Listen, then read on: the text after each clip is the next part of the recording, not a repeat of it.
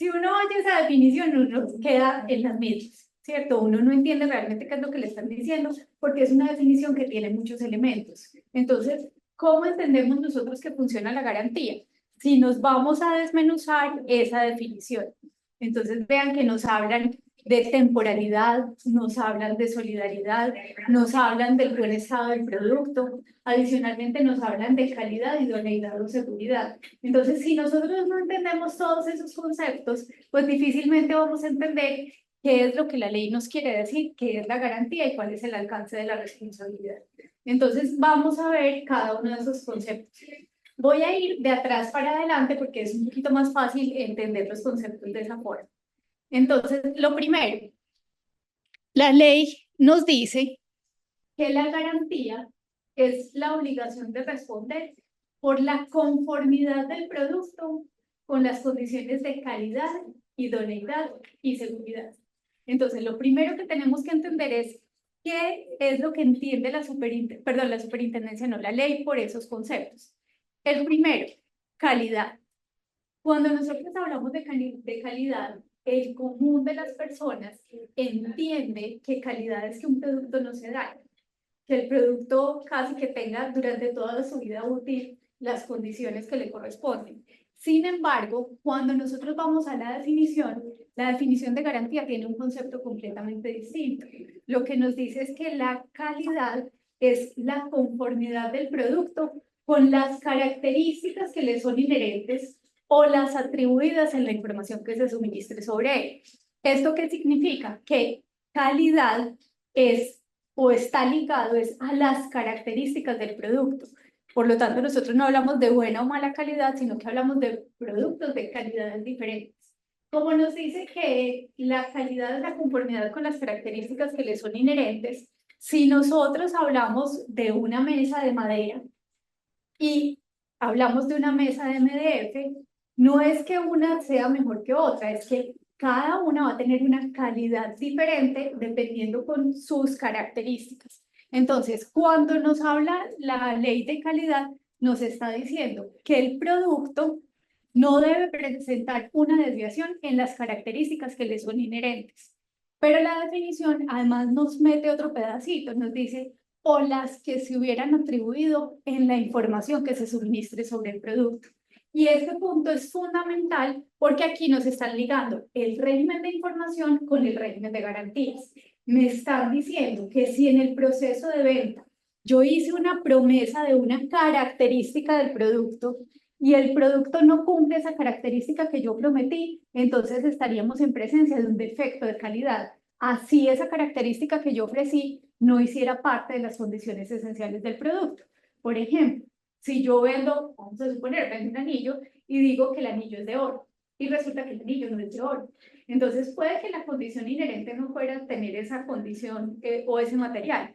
Pero si yo lo prometí, entonces en el momento de hacer efectiva la reclamación, el cliente puede reclamar la garantía del producto porque presenta una desviación en sus características, pero en cuáles, ya no en las que le son inherentes, sino en las que yo prometí en la información que suministré sobre él.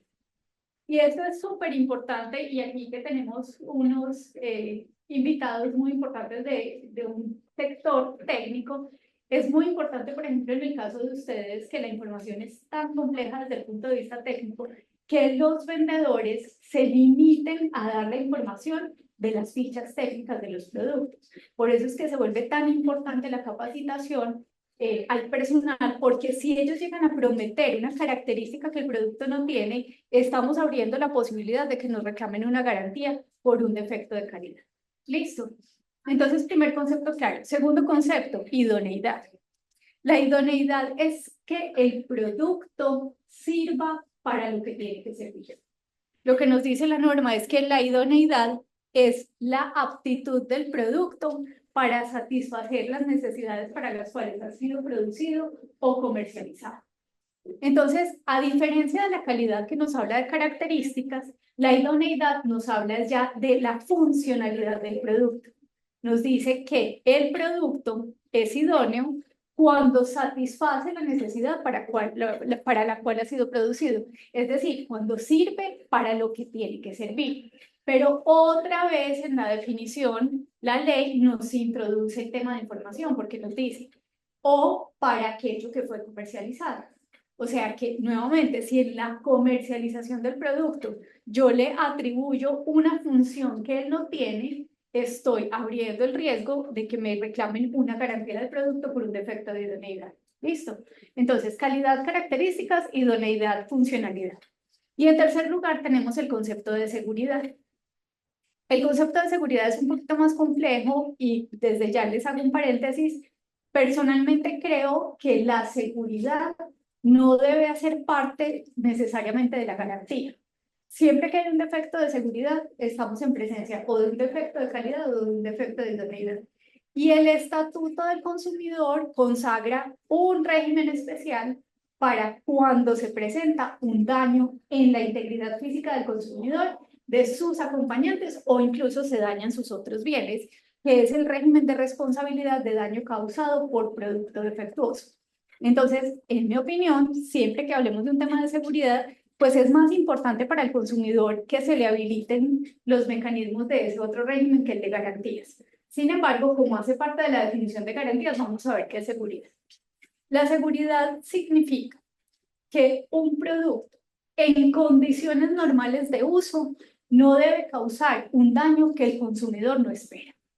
Y el elemento principal para poder identificar si estamos frente a un defecto de seguridad o no es esa capacidad del consumidor de esperar ese daño. Por ejemplo, si yo compro un cuchillo y me corto con el cuchillo, ¿es un daño que el consumidor podría esperar, sí o no? Sí, claro. Entonces ahí no estamos en presencia de un defecto de seguridad. Pero si yo me compro un computador y me quemo las manos usando el computador, ahí hay un defecto de seguridad. Claro, porque ese es un daño que el consumidor no espera. Entonces, cuando hablamos del defecto de seguridad, estamos hablando de esa potencialidad o capacidad de causación del daño que supera lo que la doctrina ha llamado la legítima expectativa del consumidor. Listo. Entonces, hasta ahí ya tenemos claras esos primeros elementos. ¿No? Vamos entonces otra vez a la definición. Aquí vamos a estar viendo y viniendo respecto a la definición. Entonces, calidad, idoneidad y seguridad ya los tenemos claros. Luego nos vamos a la siguiente elemento o característica que está señalada en la definición de la garantía, y es que nos dice que la garantía es la obligación de responder por el buen estado del producto. Es decir, que en contraposición, cuando nosotros queramos identificar si efectivamente estamos en presencia de un reclamo amparado por la garantía, pues necesariamente tiene que haber un mal estado del producto. Ese mal estado del producto, ¿qué se refiere? A que nos encontremos en presencia de un defecto de calidad, idoneidad o seguridad. Pero ¿qué pasa? Que normalmente cuando nosotros nos enfrentamos a los reclamos de los consumidores, encontramos que en un porcentaje muy importante esos reclamos no están relacionados con un defecto. Yo compré el producto, ya no lo quiero, si lo compré a crédito ya no quiero pagar esas cuotas, o el producto ya no me gustó, o se lo regalé a alguien y no lo quiso. Existen cualquier cantidad de situaciones por las cuales el consumidor nos reclama y nos solicita el cambio del bien o la devolución del dinero. Aquí es muy importante entender cuándo estamos en presencia de la garantía y cuándo no. Si yo compro un producto y llego a mi casa y digo, ya no lo quiero y lo devuelvo, no estoy en presencia de una garantía, porque ahí el producto no ha presentado un mal estado, es decir, no ha presentado una desviación ni en sus características, ni en su funcionalidad, ni genera un riesgo para la seguridad. Pero seguramente lo que uno se pregunta a continuación es, bueno, ¿y entonces eso otro qué es? ¿Cierto? ¿Cómo vamos a atender esas reclamaciones? Entonces, ¿qué nos ha dicho la Superintendencia de Industria y Comercio? Y les traigo aquí un concepto desde el 2012, porque desde el 2012 hasta hoy, esta postura de la Superintendencia ha sido homogénea. Ellos nunca han cambiado la postura frente a este elemento. Y es que nos dice que cuando estamos en presencia de una solicitud de cambio que no está relacionada con la garantía del producto, estamos en presencia de lo que se denomina la política comercial de cambios. Y adicionalmente ha reconocido la superintendencia que esa política comercial de cambios es una facultad del empresario. Es decir, que el empresario es quien decide si implementa o no implementa una política de cambios.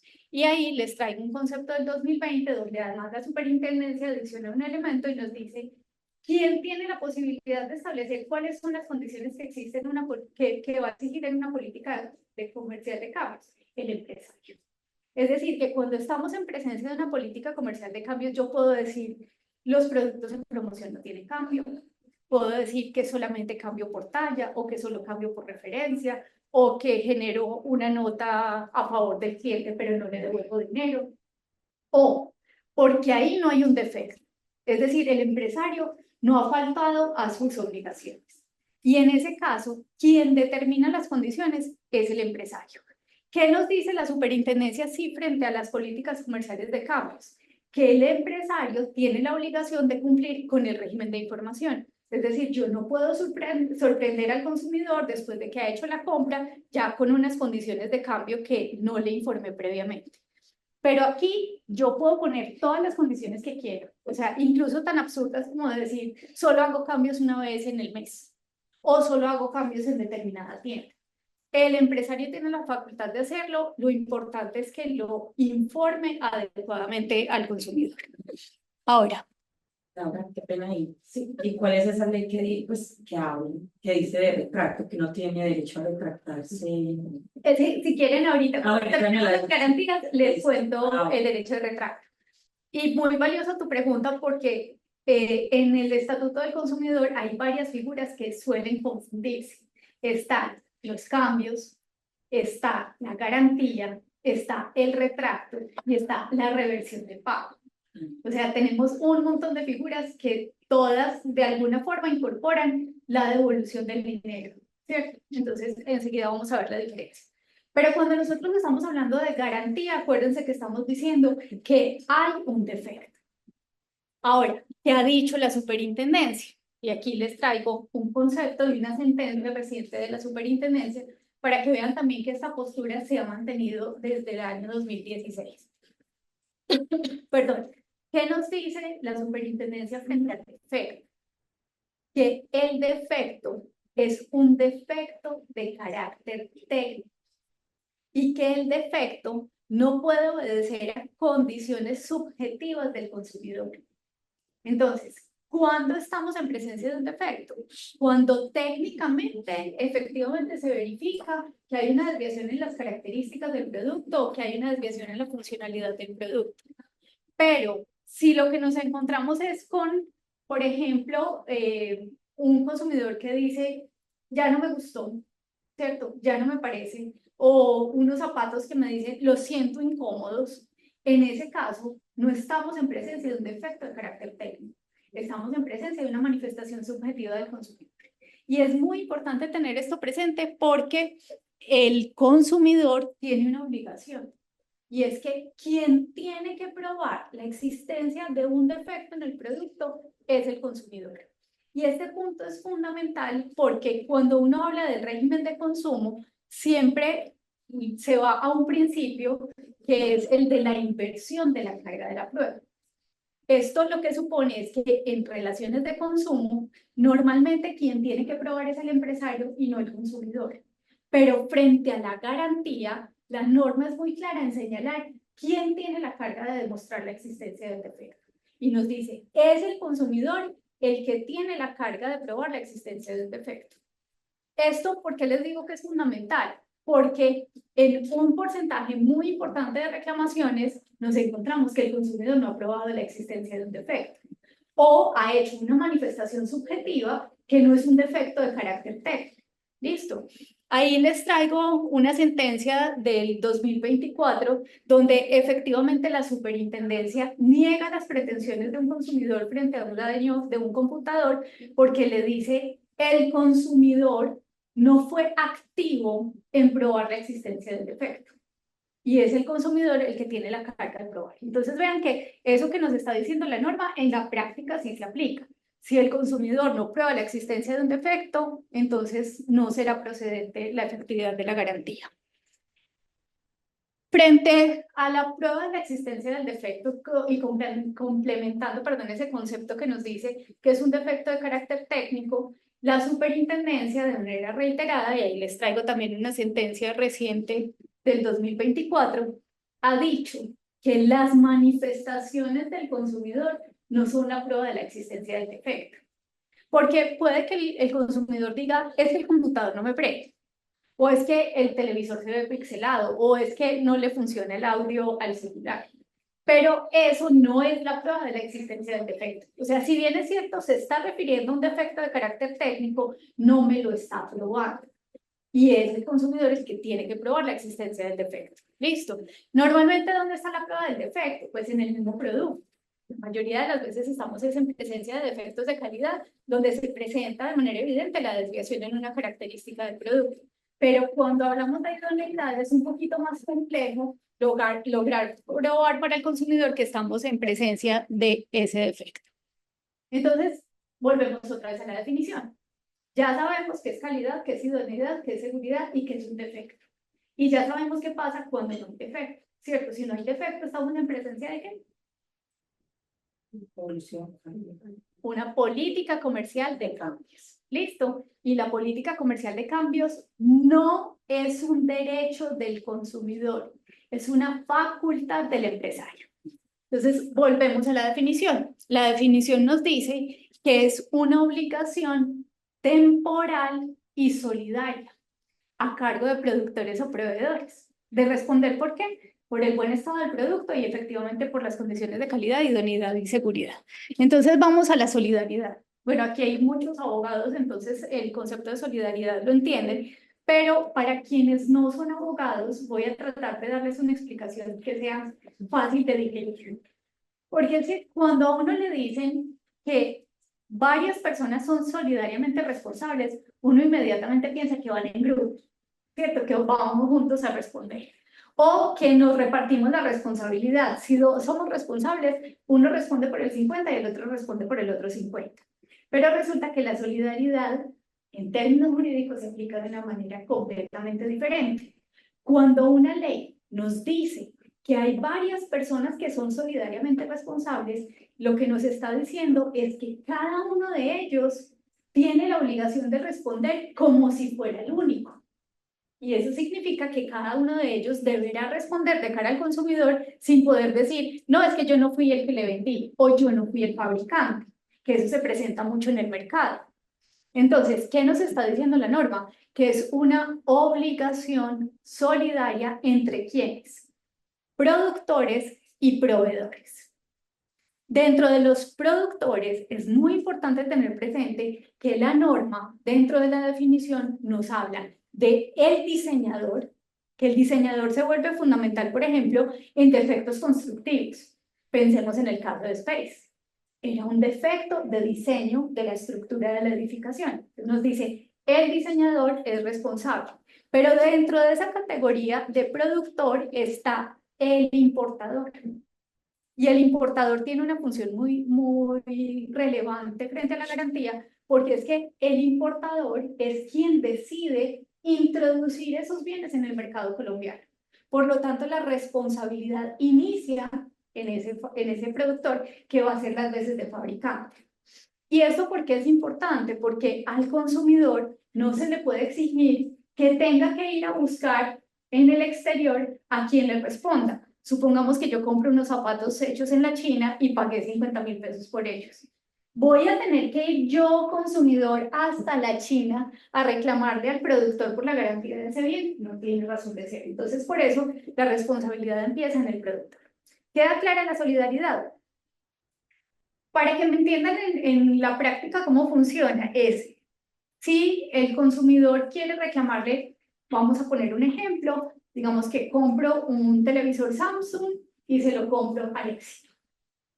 Ese consumidor puede o ir directamente a Samsung a reclamarle la garantía o puede ir directamente al éxito. Y cuando la norma nos dice que son solidariamente responsables, lo que nos está diciendo es que ni el éxito me puede mandar para Samsung, ni Samsung me puede mandar para el éxito, porque soy yo, consumidor, el quien decido. Eso lo hacen todo el día. Sí, pero pues ustedes ya como consumidores saben que pueden exigir. ¿Qué nos dice la Corte Constitucional? Y este tema de la solidaridad viene desde la sentencia C-1141 del 2000, que es una sentencia que es parte esencial del régimen de consumo. Nos dice que el consumidor puede acudir alternativamente, subsidiariamente, es decir, ese consumidor si quiere le reclama a uno y después al otro, o le reclama a los dos juntos, o le reclama solo a uno de ellos. Es el consumidor el que tiene la facultad de escoger cómo va a ejercer su derecho. ¿Listo? Luego, en las definiciones ya solamente nos falta un concepto y es el de la temporalidad. ¿Qué significa la temporalidad? Que la obligación de la garantía tiene una limitación en el tiempo. Es una obligación que, vencido el término de vigencia de la garantía, se extingue. Y enseguida les voy a explicar qué significa que se extinga. ¿Por qué es importante el término de vigencia de la garantía? Porque dentro del término de vigencia de la garantía tienen que suceder dos cosas. Primero, se tiene que presentar el defecto y segundo, se tiene que formular el reclamo. Ambos tienen que darse dentro del término de vigencia de la garantía. Si el defecto se da fuera del término de vigencia de la garantía se extinguió. Si el reclamo se da después del término de vigencia de la garantía se extinguió. Aún si me dicen, pero es que a mí se me dañó el primer día. Y esto tiene una razón de ser, y es la seguridad jurídica, porque un empresario necesita saber hasta dónde fue su responsabilidad respecto de un producto. Y si la norma permitiera que me reclamaran después del término de vigencia de la garantía, pues entonces yo no sé un producto por cuántos años voy a tener que responder, porque no sé si van a venir a decirme que dentro del término de vigencia de la garantía se presentó un defecto. Entonces, ojo, los dos factores se tienen que presentar dentro de la vigencia. El defecto y el reclamo. ¿Quién prueba el defecto? El que considera. Listo. Ahora, ¿cómo sabemos entonces bueno, ahí les traigo también una sentencia de la Corte Suprema de Justicia que es muy valiosa y digamos que todo esto para quienes no son abogados, se los traigo no solamente para confirmarles que efectivamente los jueces están fallando conforme a lo que les estoy diciendo, sino que estos elementos, tener una sentencia citada en una respuesta de un consumidor, le da mucha fuerza a la respuesta y por experiencia se los digo, una respuesta bien fundamentada normalmente evita la iniciación de litigio. No falta el terco que de todos modos presenta la demanda, pero si uno hace una respuesta bien estructurada y bien explicada, pues va a lograr que ese consumidor entienda algo que probablemente no entendía, ¿cierto? Muchos reclamos se dan por ignorancia del consumidor. ¿Qué ha dicho entonces la Corte Suprema de Justicia? Dentro de las características que reconoce que tiene la garantía, reconoce la de la temporalidad. Pero lo más importante de esta característica es que nos dice que vencido el plazo se extingue la garantía. Para los que no son abogados, ¿qué significa que se extinga la garantía? Se termina la obligación del empresario. O sea, yo estoy obligado a responder por la calidad, idoneidad y disponibilidad del producto hasta que se venza la garantía. Vencida la garantía, yo ya no soy responsable. Y enseguida vamos a ver eso qué significa. ¿Listo? ¿Cómo definimos entonces la temporalidad? Porque nos están diciendo que es una obligación temporal, pero no nos han dicho por cuánto tiempo. La ley establece tres formas de determinar el término de vigencia de la garantía. El primero lo define la ley. O sea que la ley o la autoridad competente tiene la facultad de fijar términos de vigencia de la garantía. Por ejemplo, en los inmuebles se entiende que hubo una fijación legal del término de vigencia de la garantía porque la misma ley 1480 nos habla de 10 años elementos estructurales y 1 año los acabados y líneas vitales. ¿Qué otros productos tienen término de vigencia de la garantía? Los carros.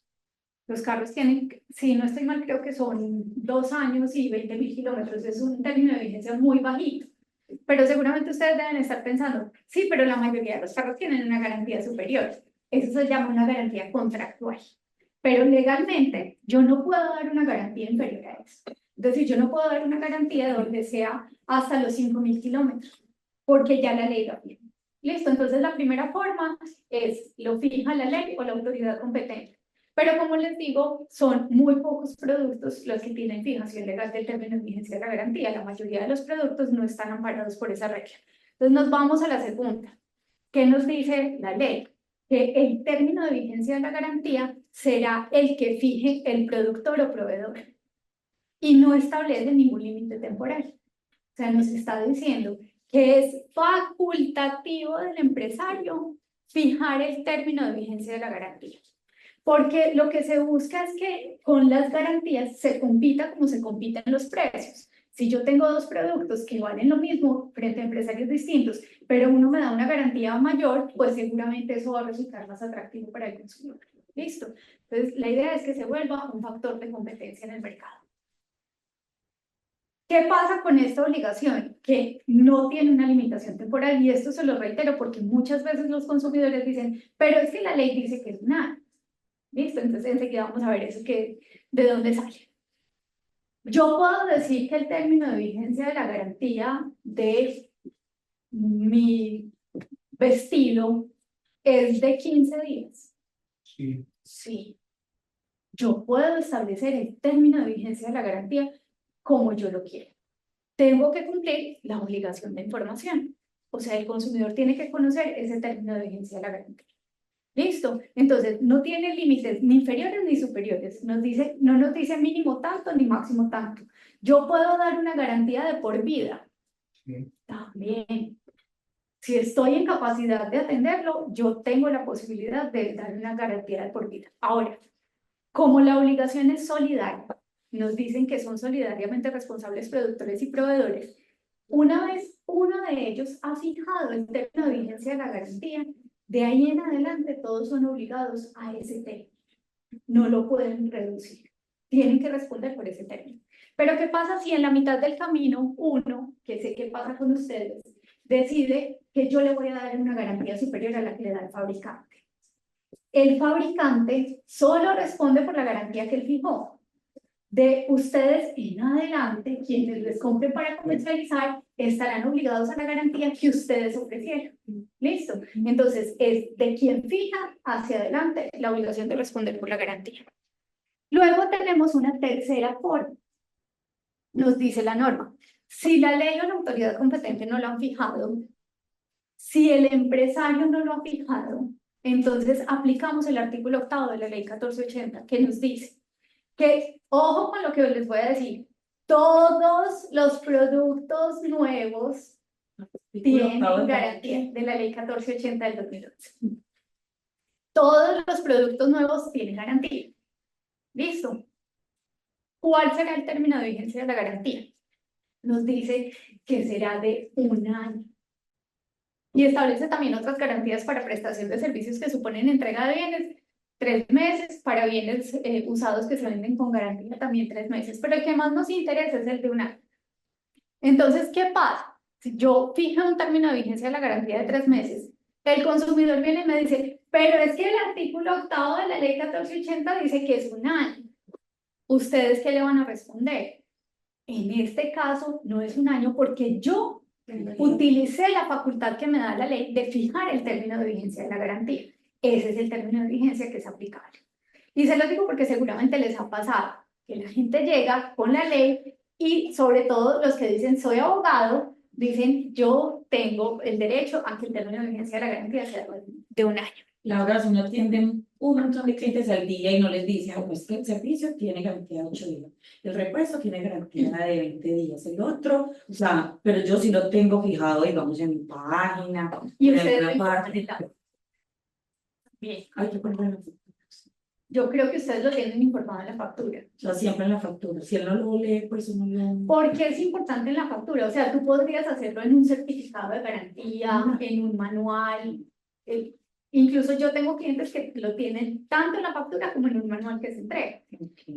Pero es importante en la factura porque es que la factura es una obligación legal. Entonces yo sí o sí le voy a entregar la factura al consumidor. Eso significa que yo tengo la posibilidad de garantizar que ese consumidor sí fue informado. Listo. ¿Qué lo leyó? El consumidor tiene el deber de informar. Lo importante es que yo haya cumplido con mi responsabilidad de entregar la información. Entonces, decíamos ahorita que dentro de ese término de vigencia de la garantía se tiene que presentar el defecto y se tiene que presentar el reclamo. Ahí les traigo una sentencia de la superintendencia donde efectivamente se niegan las pretensiones de una demanda porque nos dice el reclamo se hizo fuera del término de vigencia de la garantía. Ni siquiera el defecto. El defecto pudo haberse presentado dentro del término de vigencia de la garantía. Nos dice el reclamo se hizo fuera del término de vigencia de la garantía.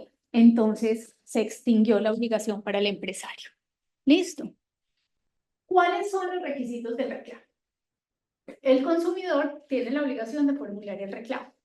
Y lo que nos dice la norma es que tiene que identificar el producto, la fecha de adquisición, y ahorita vamos a ver por qué la fecha de adquisición es importante, y las pruebas del defecto. Las pruebas del defecto, ¿por qué? Porque el consumidor es el que tiene la carga de probarme la existencia del defecto. ¿Listo? La identificación del producto, ¿por qué es importante? Porque es que resulta que un consumidor pudo haber comprado distintos bienes en una misma compra. Yo necesito saber respecto de cuál de esos es que voy a tener que atender la garantía. ¿Listo? Luego nos dice la identificación, perdón, la indicación de la fecha de adquisición. La fecha de adquisición es muy importante para efectos de la trazabilidad del producto, porque es que puede pasar que el producto que ustedes venden, lo venden otros 3 empresarios distintos también. Entonces, ¿cómo hago yo para saber que esa relación de consumo sí es conmigo y no es con otro? Entonces, la forma de saberlo es la identificación de la fecha de compra. Digamos que eso en el mercado no presenta mayor dificultades porque hoy en día todos los empresarios tienen sistematizado todo y con el número de cédula del comprador uno tiene la posibilidad de identificar la compra. Pero resulta que consumidor no necesariamente es el que compra. Consumidor también es quien satisface una necesidad con el producto. Entonces, el consumidor puede ser una persona distinta al comprador que viene a reclamarme. Para yo saber si ese producto lo vendí yo, si esa relación de consumo es conmigo, pues tiene que identificarme esa fecha de adquisición del bien. ¿Listo? Y no necesariamente tiene que ser el titular de la compra. No tiene que ser el titular de la compra. Y esa pregunta es muy valiosa, porque eso significa que la garantía se ofrece al mercado a quienes tienen la condición de consumidor. Y consumidor es quien adquiere, utiliza o disfruta productos para la satisfacción de sus necesidades personales. Bueno, ahí hay otro tema de cómo lo define para empresarios, pero digamos que de cara al consumidor, esa es la definición. Entonces, puede que a mí quien me reclame sea una persona distinta de quien me compró. Tendrá la obligación de identificar la fecha. Esto también es importante tenerlo presente porque resulta que el artículo 26 de la ley, perdón, el artículo 27 de la ley 1480 del 2011 nos dice que para el ejercicio de los derechos de los consumidores no se le puede exigir al consumidor que presente la factura ni ningún documento equivalente. O sea, yo no le puedo exigir la factura al consumidor para el reclamo. Ojo, cuando se trata de derechos del consumidor. Si es una política comercial de cambios, ¿yo puedo exigir la factura? Sí, porque no es un derecho, es una facultad del empresario. Entonces, yo sí puedo poner dentro de las condiciones de los cambios diferentes a las garantías que me tengan que presentar la factura. ¿Listo? Ahora, vamos a ver entonces, bueno, vamos a recapitular para entender hasta dónde hemos llegado. Entonces, ya sabemos que para que estemos en presencia de una garantía, necesariamente tiene que haber un defecto. ¿Un defecto de qué? De calidad, idoneidad o seguridad. Entonces, primera forma de negar una garantía, no se probó el defecto, no hay un defecto, hay una manifestación subjetiva del consumidor, listo, eso no es una prueba del defecto. Luego tenemos que ese defecto se tiene que presentar dentro del término de vigencia de la garantía. Si el defecto se presenta fuera del término de vigencia de la garantía, yo puedo negar esa solicitud porque la obligación se extinguió. Luego, el reclamo se tiene que dar dentro del término de vigencia de la garantía, porque si no se hace dentro del término, nuevamente la garantía se extingue. Y finalmente tenemos que el consumidor en la reclamación tiene que identificar el producto, las pruebas del defecto y la fecha de adquisición. ¿Listo?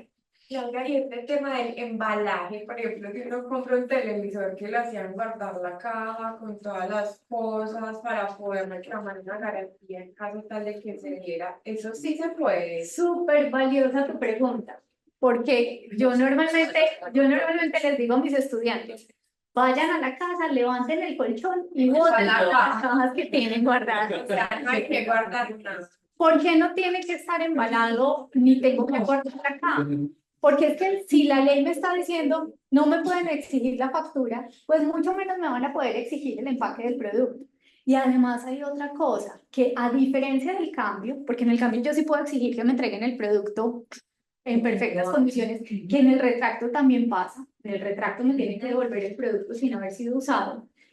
El defecto se puede presentar durante el uso del producto. De hecho, la mayoría de los defectos se hacen evidentes es en el uso del producto. Si yo ya lo estoy usando, ¿qué sentido tiene que me exijan la caja si no es un producto nuevo? Ahora, hay que diferenciar una cosa que pasa mucho en el mercado. Y es que ahorita vamos a ver cuál es el alcance de la garantía, pero muchos empresarios superan el alcance de la garantía y dicen, si usted me reclama dentro de los primeros 15 días, yo le cambio el producto. Y el consumidor a eso no tiene derecho todavía, enseguida lo vamos a ver. Entonces puede que ahí sí me lo exijan, pero porque ellos me van a dar una atención adicional a lo que el régimen exige. Pero si estoy simplemente, puramente en presencia de una garantía, al consumidor no se le puede exigir que presente ninguno de esos elementos ni el embalaje. Hasta ahí entonces ya sabemos cuándo estamos en presencia de una garantía, ¿cierto? Y cuáles son las obligaciones frente a la garantía. Entonces vamos a ver ahora la respuesta. Y en la respuesta muchos empresarios fallan porque la ley nos dice que la respuesta se tiene que dar por escrito. Esto es muy importante porque muchas empresas lo que hacen es que telefónicamente le contestan al consumidor y él tiene derecho a que se le entregue una respuesta por escrito. No solamente tiene que darse por escrito, sino que además tiene que darse de manera sustentada. Es decir, que yo no puedo responder una garantía diciendo, señora Catalina, hemos recibido su reclamación y decidimos rechazarla, punto. Eso no es de manera sustentada. ¿Cómo es de manera sustentada? Hemos decidido rechazarla porque el término de vigencia de la garantía se venció, usted nos reclamó después del término de vigencia de la garantía. O porque revisamos el reclamo y revisamos el producto y no encontramos la presencia de un defecto. Por eso entonces puedo yo negar la garantía. Entonces, esa respuesta tiene que darse de manera sustentada. Ahora. O si el daño se dio por uso en condiciones. Sí, por una causal de exoneración de responsabilidad que enseguida las vamos a ver. Lo que pasa es que estoy tratando de referirme solo a lo que hemos visto hasta este punto. ¿Listo? ¿Qué puedo yo contestar? No tengo sino dos opciones. O que sí o que no. Aquí no hay más alternativas. O le atiendo la garantía o le niego la garantía.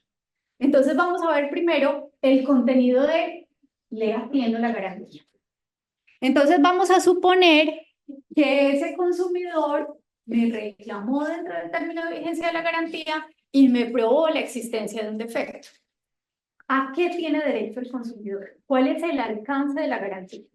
Y esto es muy importante, yo sé que he dicho muy importante muchas veces, pero esto es muy importante porque aquí es donde radica la mayor confusión de los consumidores.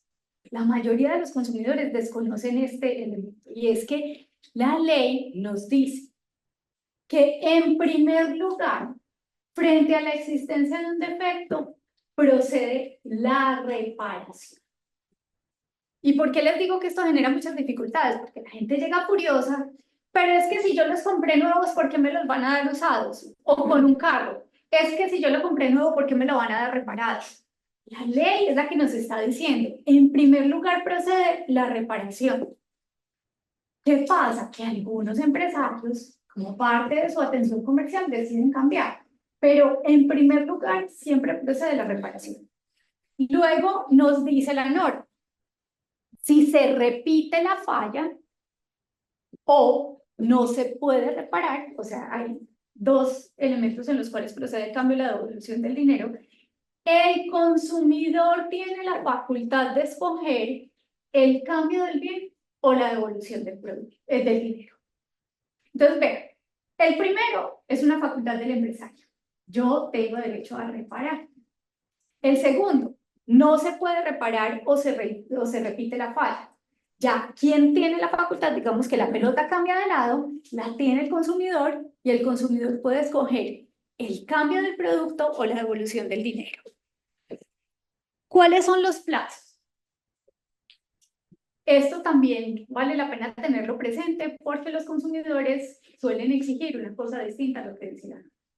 El consumidor me dice, y me tiene que responder ya. ¿Qué dice la norma?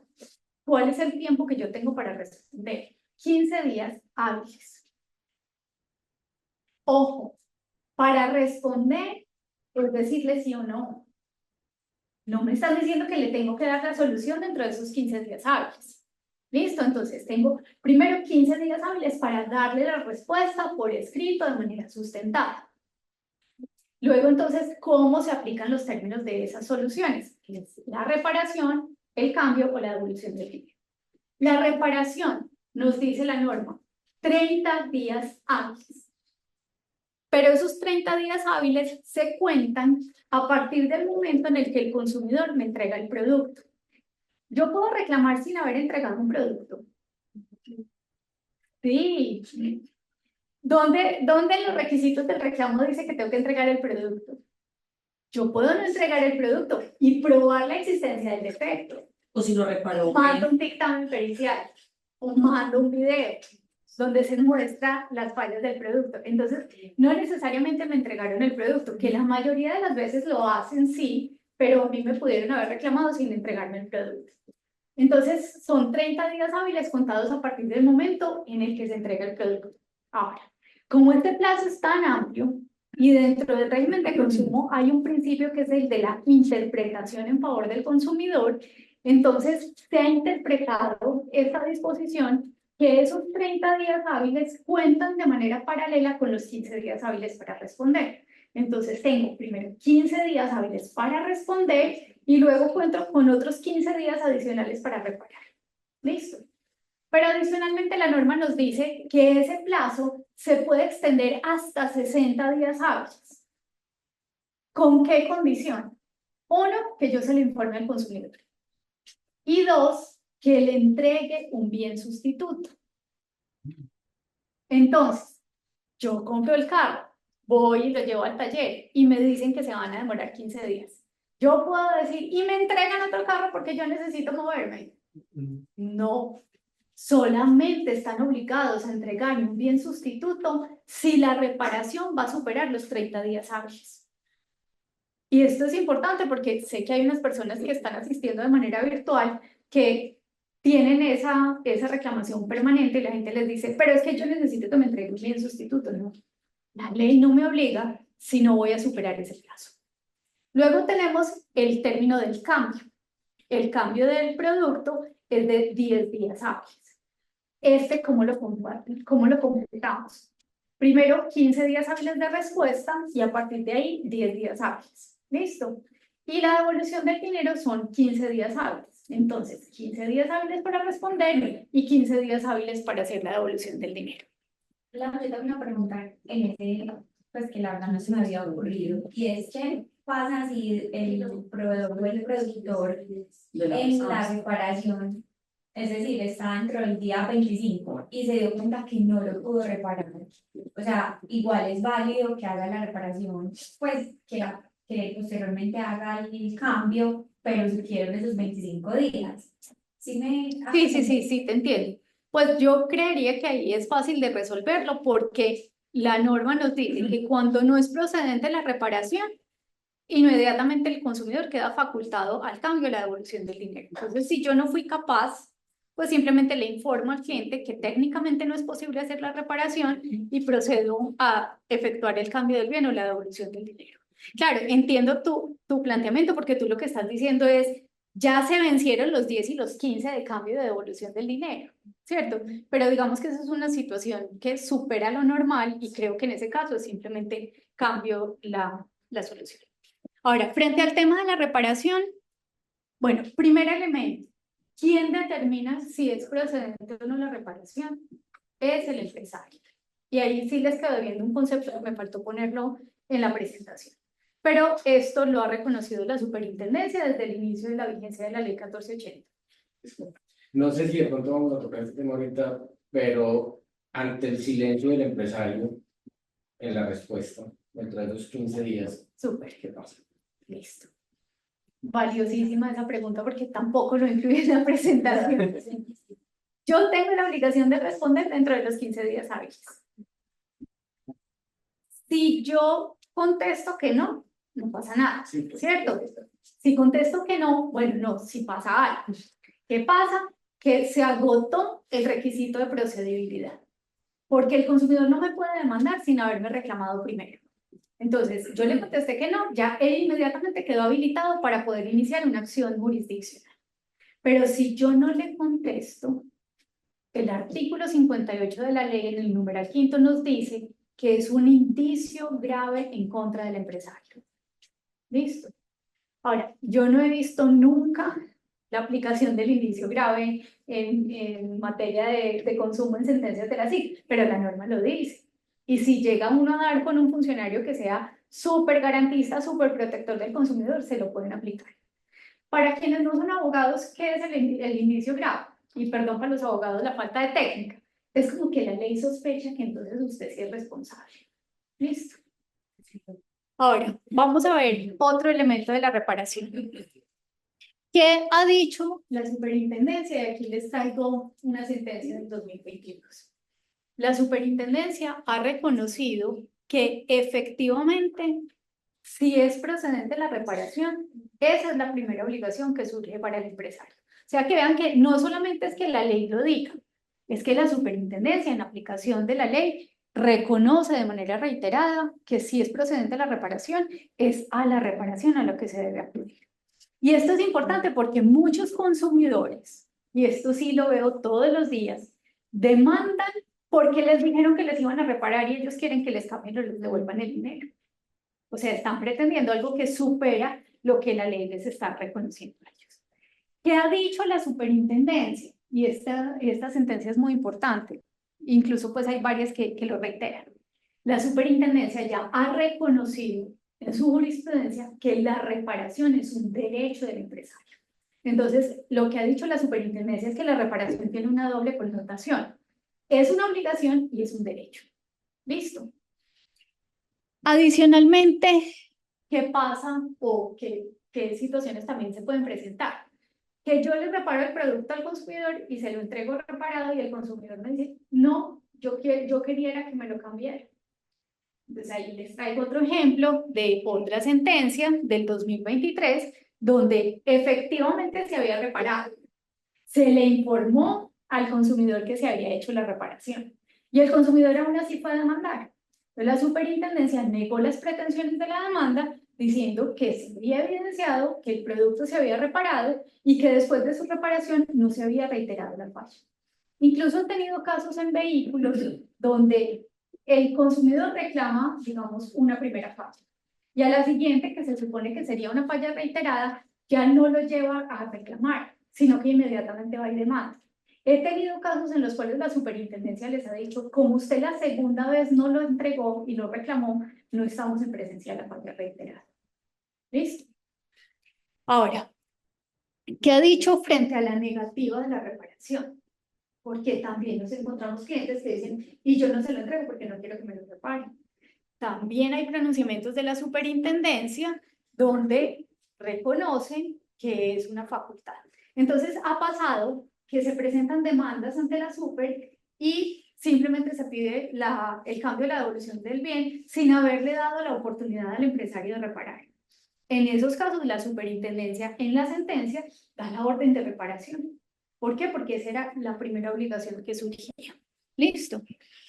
Ahora, reiteración de la falla, ¿cierto? Porque nos decían que cuando se repite la falla o cuando es imposible la reparación, ya el consumidor elige el cambio o la devolución del dinero.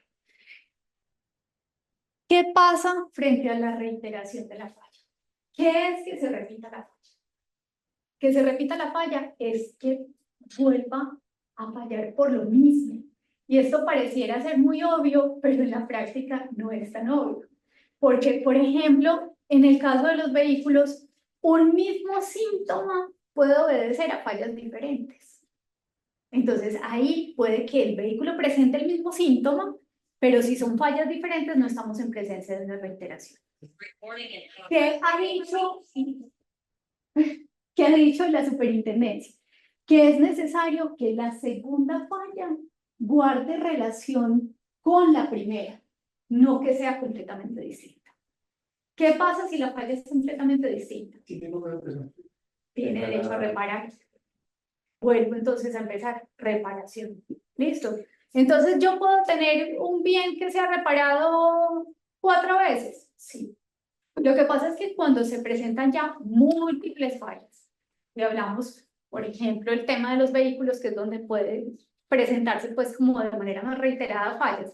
Si un vehículo ya tiene 25 entradas por fallas distintas y se ha evidenciado que 25 veces lo han tenido que reparar, digamos que la superintendencia lo que reconoce es que hay un problema estructural del bien y en virtud de la facultad de fallar infra, ultra y extra petita, toma la decisión de fallar de la forma que considera más justa para el consumidor y ordena el cambio del bien o la devolución del bien. ¿Listo? Bueno, frente al cambio del bien. Esto también es importante entender. Porque a veces pasa que se reitera una falla. Por ejemplo, vuelvo al ejemplo de los vehículos porque es donde se hace más evidente esto. Me falló una vez la caja de cambios y después me volvió a fallar, ¿cierto? ¿Qué ha dicho la superintendencia frente a esos casos? Que no toda reiteración de falla da lugar al cambio del producto. Incluso aquí les traigo algunas decisiones donde la superintendencia lo que dice es que se tiene que atender a la gravedad de la falla que se presenta. Y normalmente el cambio entonces procederá cuando efectivamente se trata de una falla de tal naturaleza que impide el uso y disfrute del bien.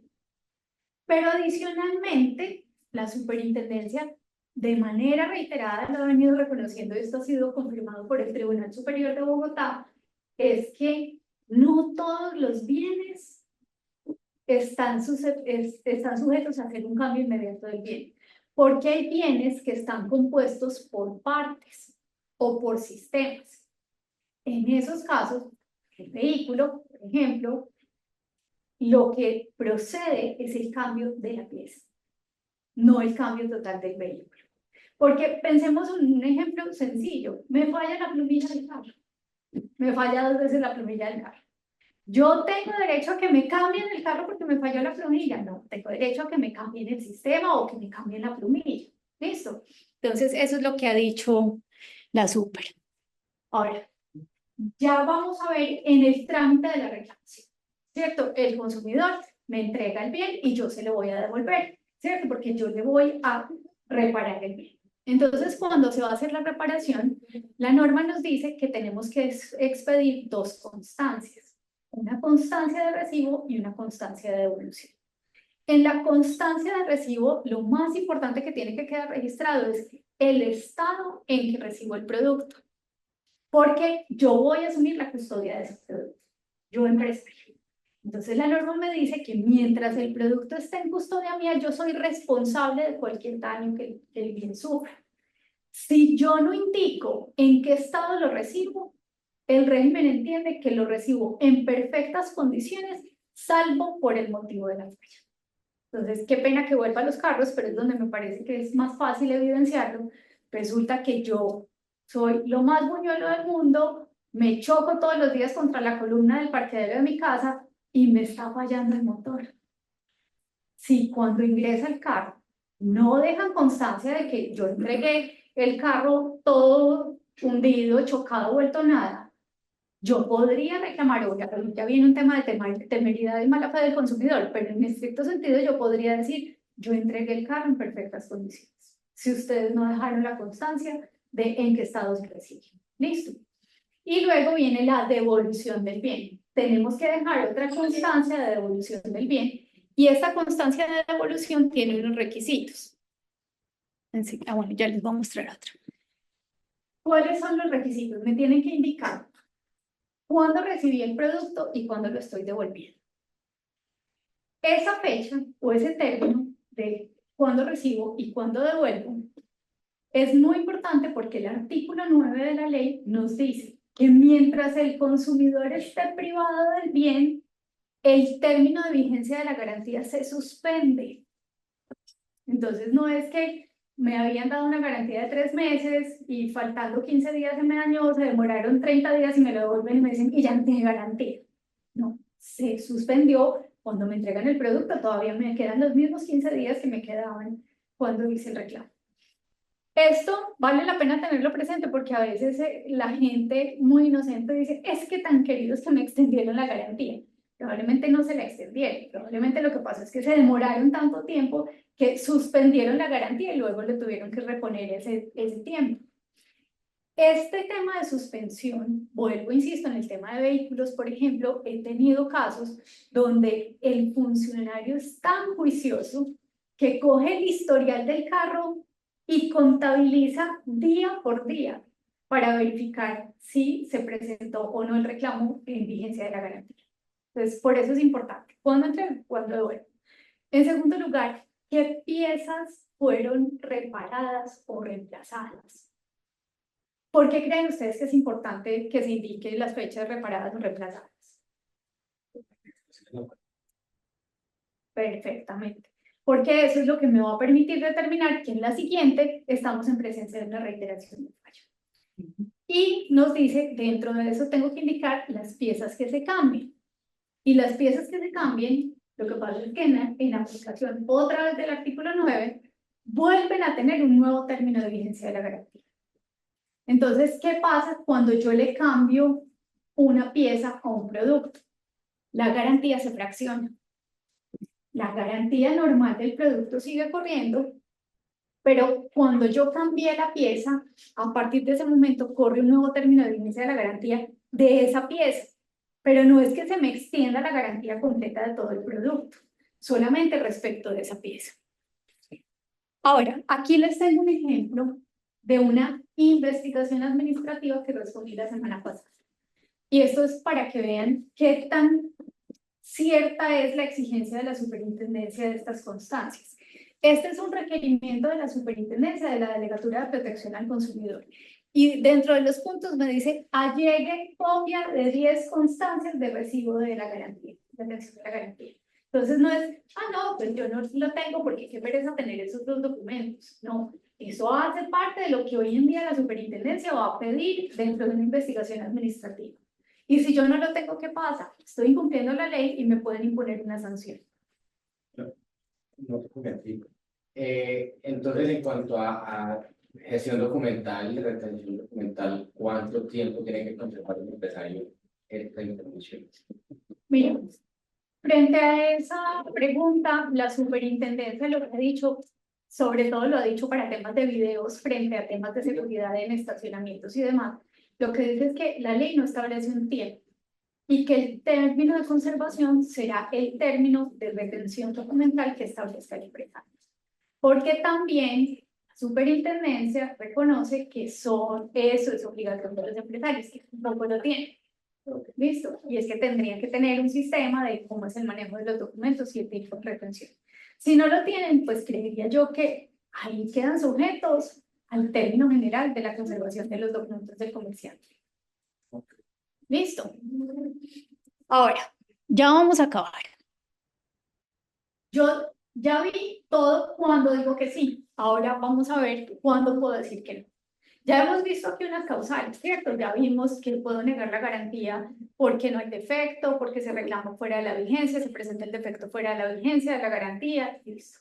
Ahora vamos a ver cuándo aunque se presente el defecto y se reclame dentro del término de vigencia de la garantía, yo empresario me puedo exonerar de responsabilidad. Entonces, en primer lugar, nos dice que se presente fuerza mayor o caso fortuito. La fuerza mayor y el caso fortuito tienen una condición y es que son irresistibles e imprevisibles. Son unas situaciones que el empresario no controla. Por ejemplo, el carro se dañó porque hubo un tsunami y se le mojaron todas las piezas por dentro. O el televisor se quemó porque hubo una tormenta eléctrica. Entonces ahí hay un defecto, sí, claro. Me pudieron haber reclamado dentro del término de vigencia de la garantía también. Pero la causa del defecto es una situación de fuerza mayor o caso fortuito. ¿Listo? Luego nos dice el hecho de un tercero. Y el hecho de un tercero lo ha definido la Corte Constitucional como un tercero que sea extraño al empresario. Porque si el tercero no es extraño al empresario, entonces estamos hablando de la responsabilidad del empresario. Voy a poner un ejemplo. Compro un televisor, ¿cierto? Yo le doy al cliente dos opciones. O me paga el transporte o si lo llevo. Si me paga el transporte y se daña el bien en el transporte, ¿ese tercero es extraño a mí? No, porque ese tercero lo contraté yo. Entonces yo soy responsable. Pero Catalina compró el televisor y decidió contratar un taxi y metió a la barraca el televisor el taxista y lo dañó. Ese es un tercero extraño al empresario. Y ahí estamos en presencia de la causal de exoneración de responsabilidad. Y finalmente la norma consagra otras dos causales que las vamos a ver juntas porque son muy parecidas. El uso indebido del bien por parte del consumidor y la no atención de instrucciones de uso, conservación y mantenimiento del producto. ¿Por qué digo que son parecidas? Porque en las dos hay un uso inadecuado del producto. Pero en la primera es un uso que resulta ser evidente o que no se corresponde con la naturaleza del producto, ¿cierto? Yo no necesito una instrucción para que eso no pase. Por ejemplo, yo me llevo mi computadora a mis vacaciones y decido meterme a la piscina con él. Yo necesito que haya una instrucción que me diga no sumerja bajo el agua el computador. No, eso es un uso que resulta ser evidentemente contrario a la naturaleza del producto. Pero luego nos dicen la no atención de instrucciones. También es un uso inadecuado del consumidor. ¿Cuál es la diferencia? Que si a mí no me dijeron, yo no tenía por qué saber. Me tienen que haber dado la instrucción. Me tienen que haber dicho, por ejemplo, que esa prenda solo se tiene que lavar en seco. Porque si no me dan la instrucción y yo la meto a la lavadora y se daña, pues ahí estamos en presencia de un defecto del producto. ¿Listo? Entonces, tiene que haber una instrucción. ¿Y qué dice la ley frente a las instrucciones o frente a estos manuales de garantía? Que se tienen que corresponder con la complejidad del producto. O sea, a mí no me pueden entregar un producto súper tecnológico con un manual que dice para prender on, para apagar off. Seguramente me tendrá que decir cómo lo instalo, cómo lo prendo, cómo lo utilizo, qué mantenimiento le tengo que hacer. Entonces, siempre se tienen que corresponder con esas condiciones. Entonces, en esos casos, el empresario puede negar la garantía. Pero hay un componente adicional, y es que la norma nos dice que tiene que haber un nexo de causalidad. O sea, aquí es donde se presenta la inversión de la carga de la prueba. Si el empresario se quiere exonerar de responsabilidad, tiene que probar la existencia de la causal y el nexo de causalidad.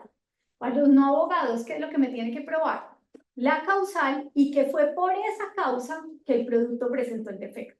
O sea, tiene que haber una vinculación directa entre la causal de exoneración de responsabilidad y el daño. Eso es muy difícil, Lau, porque, por ejemplo, en el caso de nosotros que tenemos una tienda, muchas veces las clientes llegan armando un escándalo que dicen que el vestido se les rompió por la costura o alguna cosa, y es evidente que lo lavaron a mano, y uno dice, lo lavaron a mano. Y en la etiqueta, en el momento de la entrega, se dice, no laven el vestido a mano, pongan en la lavadora en ciclo suave. y llegan con el vestido deshilachado y le dicen, lo lavaron a mano. Estoy seguro que lo lavaron a mano. No, pues ¿cómo? No, si solamente me lo he puesto una vez y se me deshilachó. Entonces, probar ese nexo causal para uno como empresario de que te lo lavaste a mano. Sí, es muy difícil. Pero para responderte y darte tranquilidad, en la práctica, la superintendencia no es tan exigente con el nexo de causalidad. O sea, si el empresario tiene la posibilidad de decir, no sé, encuentro residuos de X producto, entonces en ese caso yo puedo exonerarme de responsabilidad. O sea, yo no he visto, salvo, vuelvo el tema de los vehículos, salvo en el caso de los vehículos que sí, por ejemplo, la no atención del mantenimiento, la superintendencia sí exige que esté vinculado directamente con la parte, es decir, no toda no atención de los mantenimientos del producto da lugar a que se exonere de responsabilidad del empresario. Pero frente a prendas de vestir, calzado, productos de marroquinería, la mayoría de los casos, o todos los casos que yo he llevado, cuando se presenta la causal de exoneración de responsabilidad, ha bastado con un concepto de servicio técnico que diga cuál es la causa. Entonces, tú puedes tener tu área de servicio técnico que da un concepto y dice, se evidencia que el producto fue lavado a mano, y ese se lo da a servicio al cliente, el servicio al cliente contesta. ¿Qué es que solo una persona? Pues esa misma persona hace el concepto técnico, la respuesta y se le entrega al consumidor. Listo. Porque puede pasar, pues hay negocios que son pequeños. Afortunadamente, pues digamos en el sector textil y más como en el tema de la moda, ahora con tantos medios y con tantas redes, llegan, te juro que llegan las personas y uno les dice, no, mira, pues es evidente que lo lavaste a mano, no sé si fuiste tú, no sé si fue tu empleada, tu mamá, alguien en la casa, es evidente que lo lavaste. Y te digo que hemos visto los videos de la tienda, hacen un escándalo. Te voy a mandar a la SIC, te voy a llamar a no sé quién, lo voy a poner en mis redes, o hacen un envío, y miren, estoy aquí en la tienda, esta niña no cumple con el manual de calidad, no sé qué. Y uno como empresario dice, yo prefiero ese escándalo, o pues prefiero cambiarle ese vestido, en fin, o someterme a ese escarnio de redes y de temas, es muy difícil. No, el tema de redes sociales es muy complejo, pero te voy a dar las herramientas jurídicas para el tema. Lo primero es que este estatuto, digo este porque nosotros en Colombia tenemos estatuto desde 1982, este estatuto trajo una novedad y es la de incorporar obligaciones en cabeza del consumidor. Y una de las obligaciones del consumidor es obrar de buena fe. Entonces, si el consumidor actúa contrario al deber de obrar de buena fe, yo no tendría por qué responderle. Que ese sería el caso de la que sabe que lo lavó sin atender las instrucciones y me está reclamando.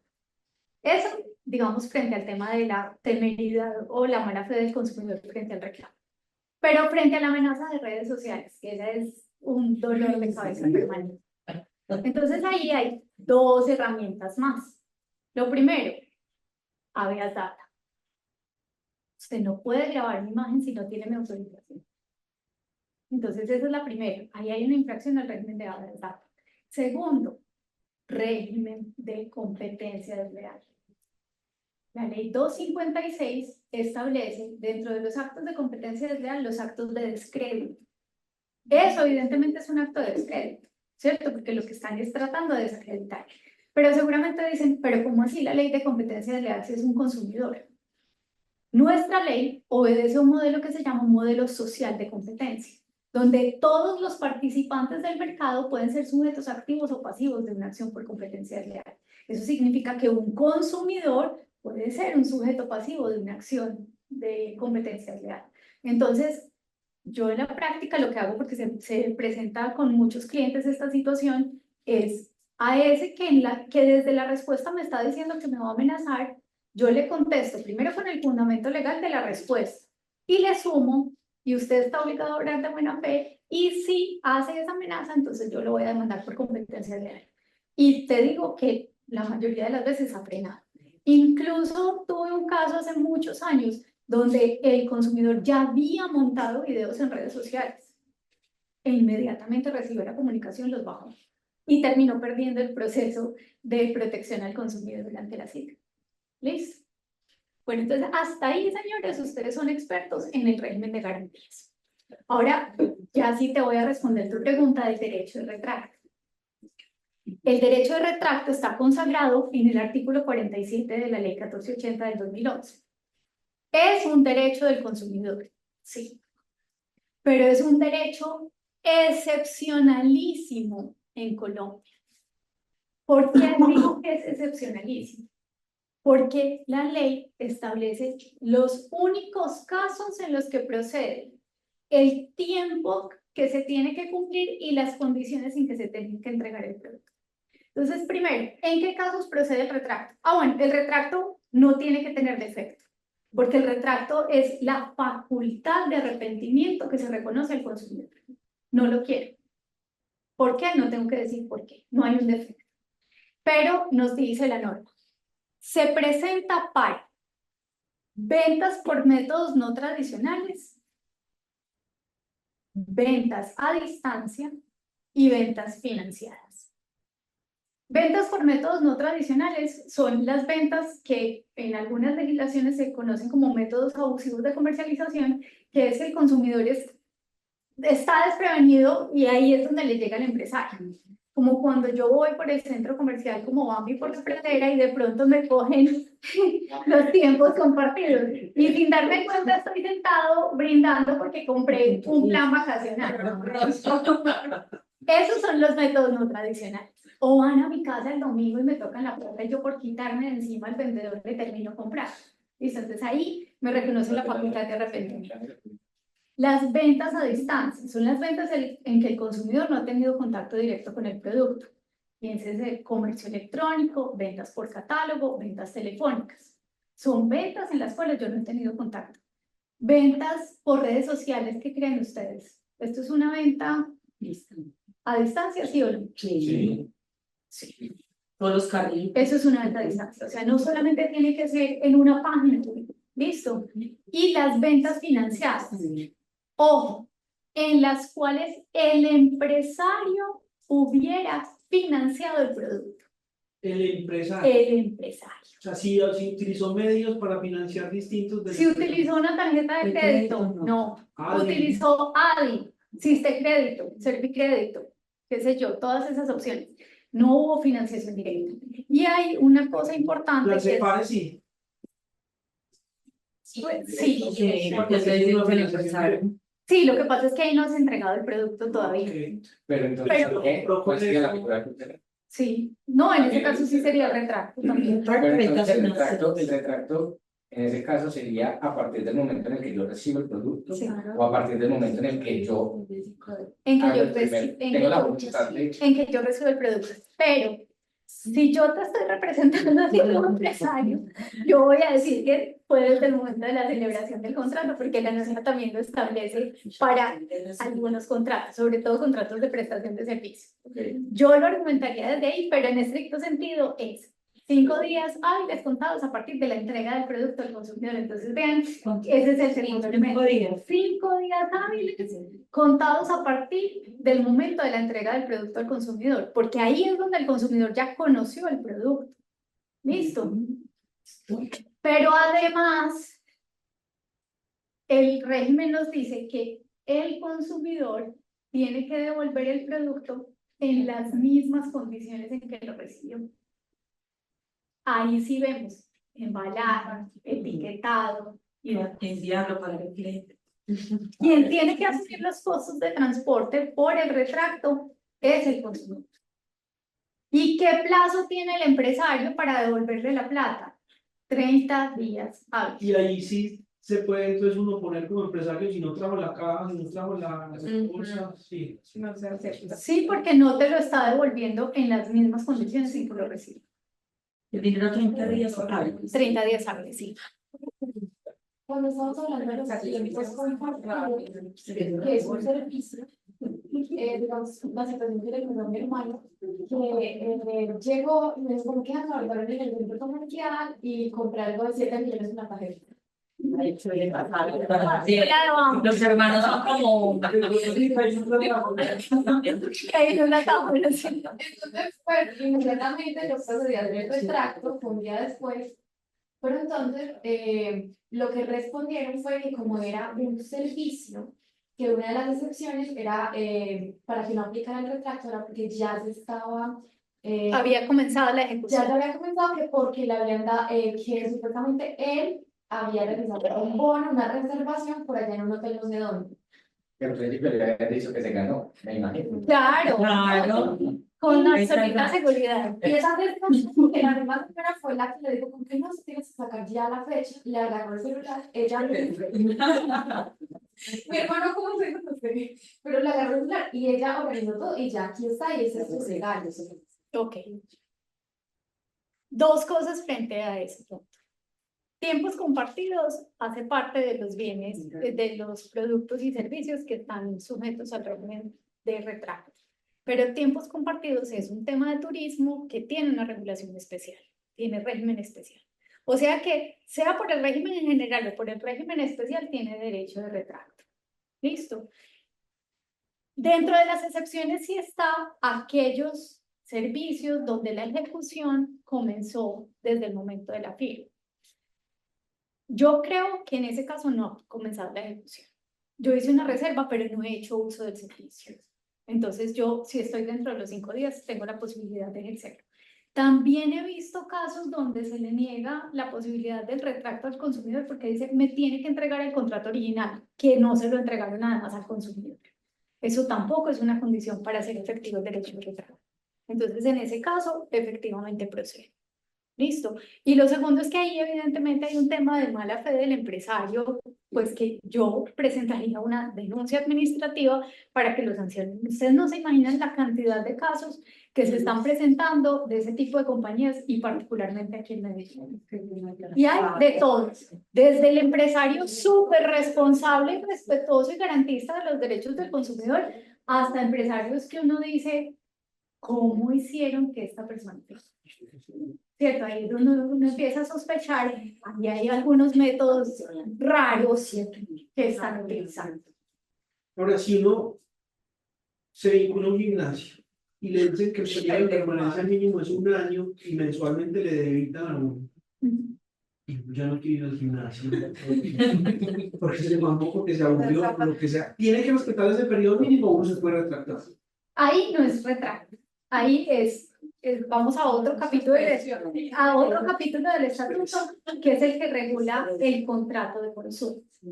Y dentro de la regulación del contrato de consumo, la norma dice qué condiciones tiene que cumplir la permanencia mínima. Entonces, lo primero que me dicen es que que siempre que yo ofrezca permanencia mínima, tengo que dar la alternativa sin permanencia mínima. Obviamente, normalmente la van a poner tan cara que yo termino aceptando la permanencia. Y durante el plazo de vigencia de la permanencia mínima, yo puedo terminar el contrato con la obligación de pagar lo que me financiaron o el beneficio adicional que me dieron. O sea, ahí tienes como elemento de comparación cuánto ofrecían frente a la venta sin permanencia y frente a la venta con permanencia. Pero sí se puede terminar en cualquier momento. Y ahora, a nosotros nos pasa, como son vehículos, y reparamos vehículos, Perdóname un segundo, que para completarte la pregunta, Ricardo, el término de permanencia mínima no se puede prorrogar, porque también pasa que no, fue al segundo año que yo ya no quise y me están exigiendo 1 año. Solo se puede prorrogar si me dan un nuevo beneficio. bueno, entonces el señor se fue de paseo, le pasó algo, le pinchó una llanta, bueno, digamos que tuvo un problema con el freno, con un rodillo, cualquier cosa. Ellos llegan ya con la factura, ya reparado, diciendo, no, es que yo estaba en el paseo y lo tuve que reparar. No, buenísimo ese caso, porque existe jurisprudencia del Tribunal Superior de Bogotá que dice que si mi obligación es reparar y el consumidor reparó, es el hecho de un tercero. Y ahí estoy exonerado de responsabilidad. Claro, que también hay casos en los cuales la superintendencia Facturas. ha dicho, devuélvale lo que le reparó, pero ojo, lo que yo he visto, lo que sí me consta, es que normalmente cuando la superintendencia ordena devolver lo que el consumidor pagó por la reparación, es porque el empresario se negó a reparar. No porque no le dieron la oportunidad al empresario No va a de haber reparar. una prueba de esa. Pero es que en la prueba tienen las Pero no facturas. hay que probar requerimientos. Sí, pero te tuvo que haber reclamado para darte, acuérdate que La la reparación oportunidad. es un derecho, pues yo tuve que haber tenido el derecho a hacer la reparación.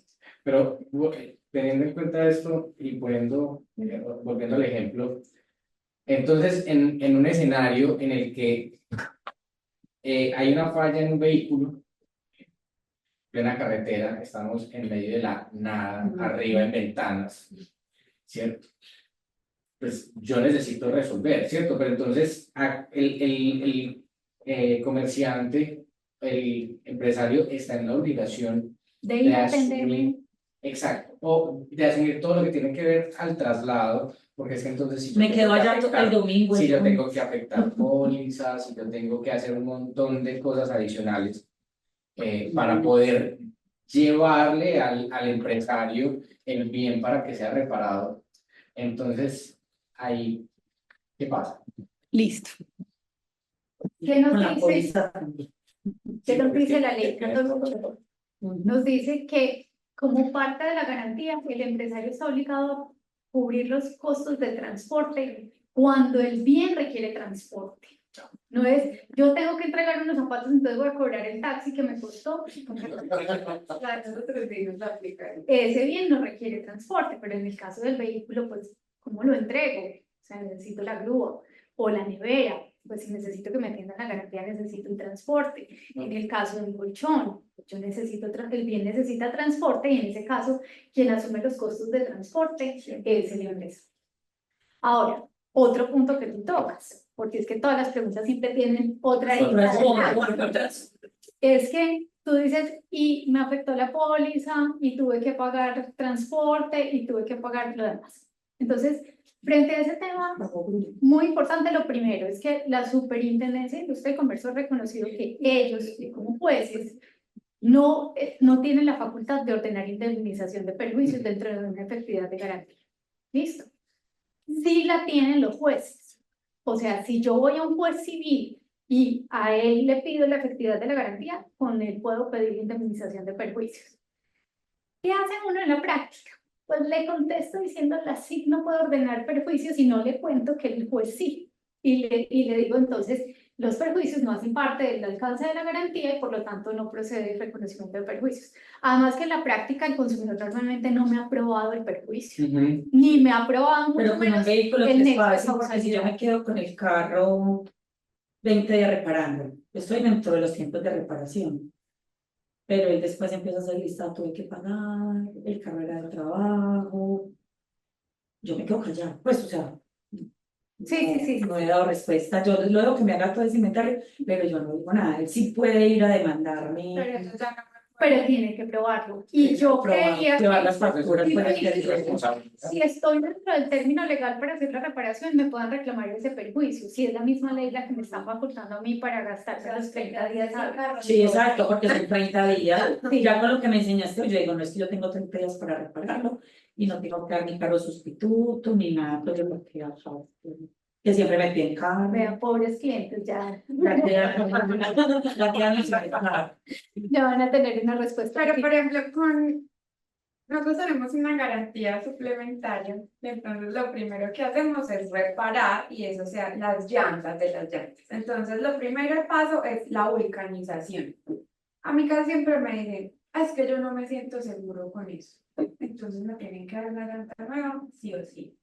Entonces, pues yo como, ok, ¿cómo te pruebo que la vulcanización Es algo técnico. No tienes que probárselo, lo que tienes que probarle es que tú tienes derecho a la reparación y que procediste a hacer la reparación, punto. O sea, eso es así de sencillo. Listo, señores. No sé, Natalia, si de pronto alguien virtual tenga preguntas que haya escrito. No. Ahorita hablaba del tema de, o sea, que el consumidor es quien debe probar el defecto con el bien, ¿cierto? Pero entonces, ¿qué pasa si el consumidor contrata un perito experto para probar ese defecto y realiza, pues, supongamos en el tema de los Equipos electrónicos. destapan el producto y muchos de los productos pierden la garantía solamente al ser destapados? Entonces, ¿qué pasa en ese caso en que el consumidor estaba intentando probar el defecto, pero pierde la garantía al destapar el producto? Buena pregunta. Yo creo que en ese caso tendría que ser resuelto por el juez. O sea, sí o sí, en ese caso el consumidor, lo digo desde el punto de vista del consumidor, el empresario, pues muy fácil, contesta diciendo perdió la garantía porque lo destapó y chao. Pero desde el punto de vista del consumidor, el consumidor tendría que ir a demandar y el juez es el que tendrá que tomar la decisión si esa apertura, si fue el causante del defecto que le permite exonerarse de responsabilidad o no. Tú tenías otra pregunta. Sí. Sí. Bueno, te la quiero pues, pero ya con las bases que me has dado, pues el cliente dice, no, yo ya no dejo tocar el carro de ustedes, no me está dando el derecho a la reparación, quiero llevarlo, por ejemplo, al concesionario, quiero llevarlo donde mi mecánico de confianza. No se está, Hecho de un no, tercero, lo que les eso decía tiene que ahorita. hacer. Si quiere que otra persona lo intervenga, es el hecho de un tercero y yo no soy responsable. Yo tengo derecho a la reparación. ¿No? ¿Listo? Bueno, señores, ya son expertos en garantías. Y ay, ahora la última, la última. Yo no lo tiene claro, pero la garantía empieza a ejercer desde que yo facturo el producto, no desde que Desde que entrego el producto. no desde que se fabrica. No, Ya está sí. 5 años. Pero ojo que lo que ella está diciendo es muy importante porque pasa mucho con proveedores de electrodomésticos y señalo aquí porque aquí tienen experiencia en ese tema. Y es que algunos empresarios dicen, yo le doy la garantía desde que salió de fábrica. No, la garantía empieza a correr a partir del momento en el que se entrega al consumidor final, ¿cierto?